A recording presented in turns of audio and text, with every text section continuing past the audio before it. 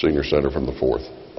I know it's getting late, but just briefly, Mr. President, I have in my hand the budget bill for this year.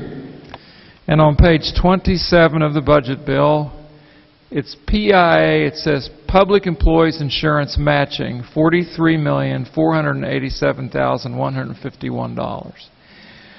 What that is the amount of money in our general revenue budget that's there to fund the PEIA question that people have been asking. And some have said, well, how does that get to the $120 million problem?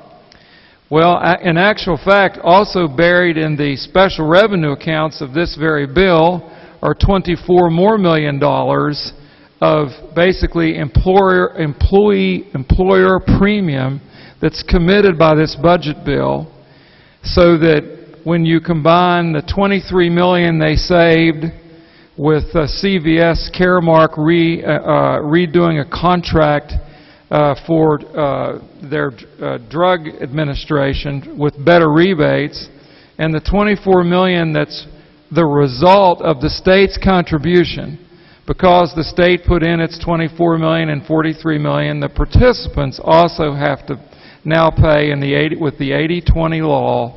That gets you to the $120 million. And I just want to say that this is a $4.3 billion budget. On page 81 of it, you can read that. It's $4.3 billion of spending authority.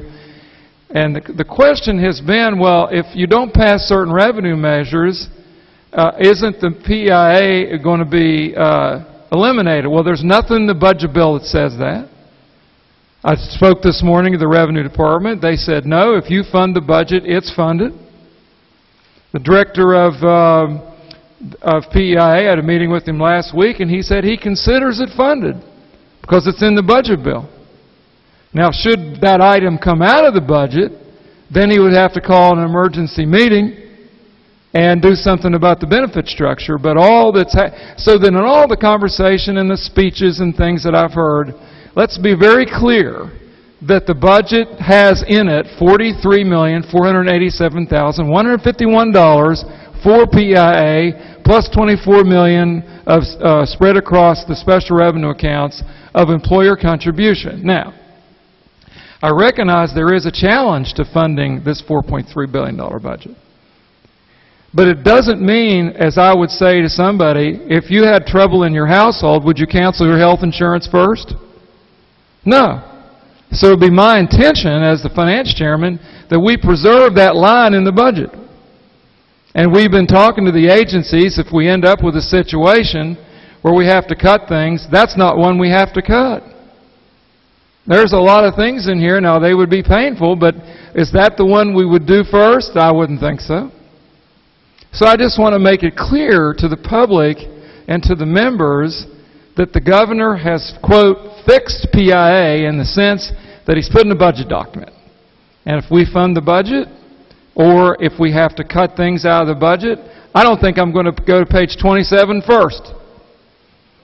I think we'll go somewhere else and find other things. I mean, they might not be things. You'll get phone call. I mean, last year when, I'll forget this, my first year as finance chairman, we decided to cut in half a line to economic development offices. We just took it from $1.5 million to $750,000. I remember that several of you got phone calls and letters.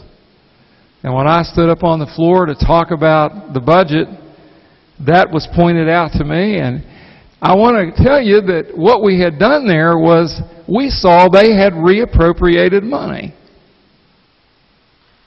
Economic development had $700,000, $800,000. We didn't call them. We should have. I learned my lesson.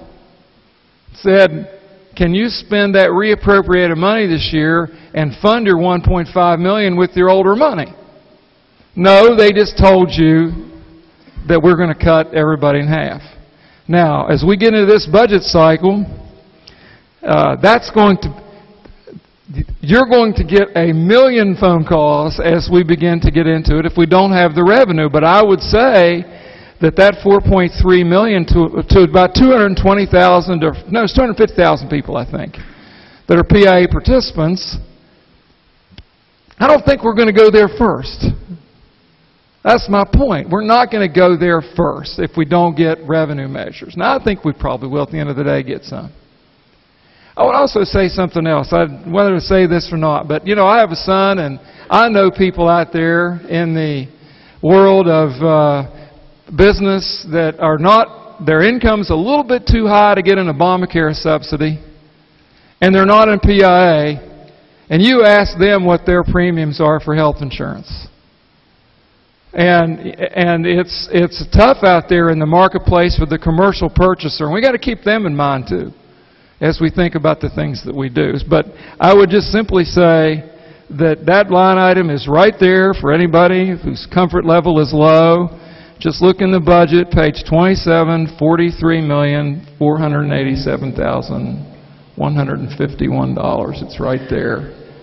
All right, Mr. President, thank you. I just want to make that explanation as where I'm coming from on this.